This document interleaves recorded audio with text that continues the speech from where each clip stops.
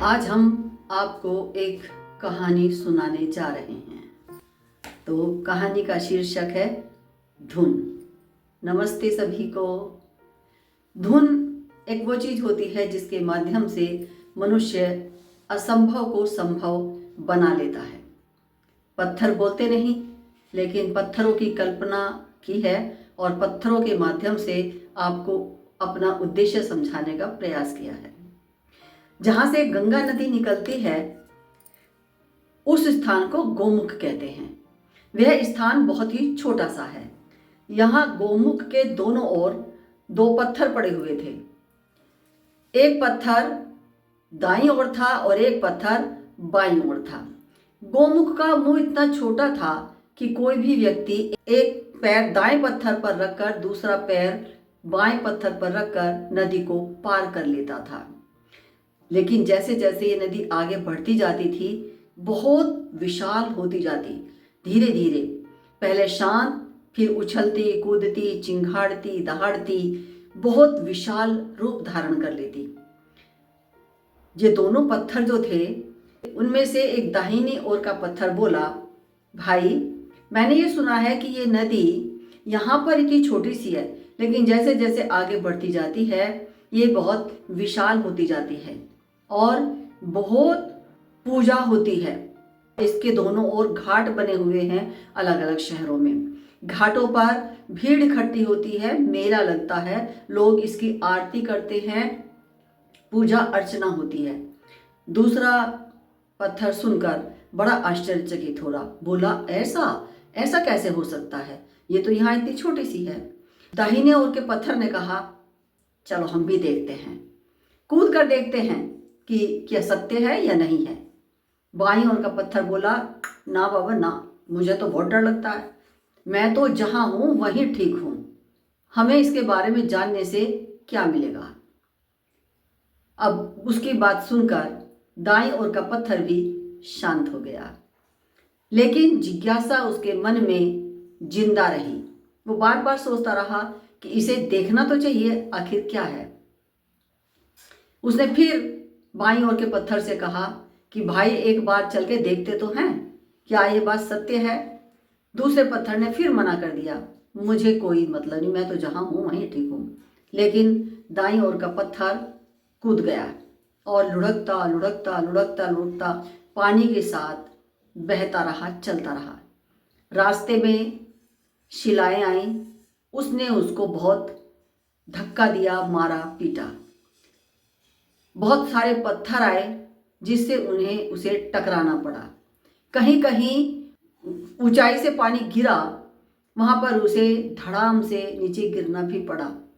चलते चलते चलते चलते उसका शरीर घायल हो गया और अधिक चोट खाने के कारण उसके शरीर में जगह जगह निशान बन गए, काट छांट हो गई।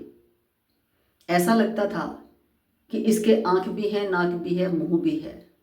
और वो लुढ़कता लुढ़कता हरिद्वार जा पहुंचा। नदी का तेज बहाव आया, बहुत ऊंची लहर आई और वो पत्थर लहरों के साथ हर की पौड़ी पर जा बैठा, विराजमान हो गया। जब लोगों ने उसे देखा तो सब ने दांतों तले उंगली दबा ली। अरे वाह! एक पंडित जी बोले, अरे ये तो साक्षात गंगा मैया आ गई हैं। सभी भीड़ लग गई, सभी ने उसको देखा, परखा और उठाकर मंदिर में रख लिया। अब तो उसकी दूर दूर चर्चा हो गई। एक कान से बात होती हुई पूरे शहर में ही नहीं, पूरे देश में इस पत्थर की चर्चा होने लगी। धीरे धीरे ये बात बाईं ओर के पत्थर को भी पता चली। वो उसकी चर्चा को सुनकर, प्रशंसा को सुनकर बहुत दुखी हुआ। ईर्ष्या, हताशा, निराशा से भर गया। मन मन में कुढ़ने लगा और उससे ईर्ष्या करने लगा।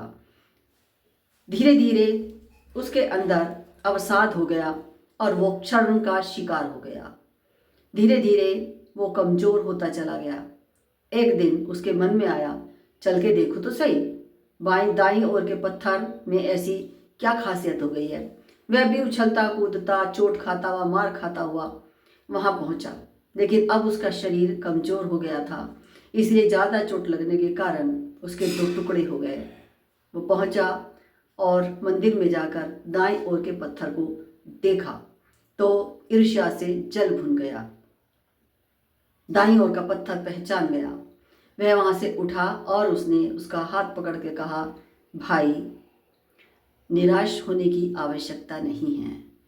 कुछ बनने के लिए धुन का होना जरूरी है, धुनी होना जरूरी है, और धुन इतनी कि चरम सीमा के पार, चाहे उसमें कितने संघर्ष आए, बाधाएं आए, जब व्यक्ति के मन में धुन लग जाती है तो वो हर बाधाओं को, हर कष्टों को झेलता हुआ, बाधाओं को पार करता हुआ अपनी मंजिल तक पहुंच जाता है।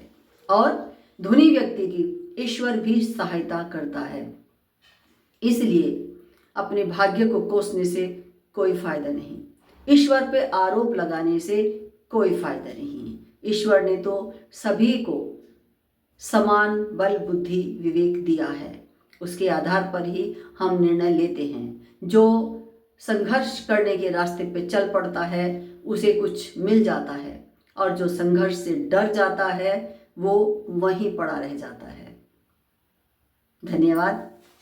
अगर आपने मेरे चैनल को सब्सक्राइब ना किया हो तो सब्सक्राइब कर लीजिए, लाइक और शेयर कीजिए। कहानी बहुत प्रेरणादायक है। धन्यवाद।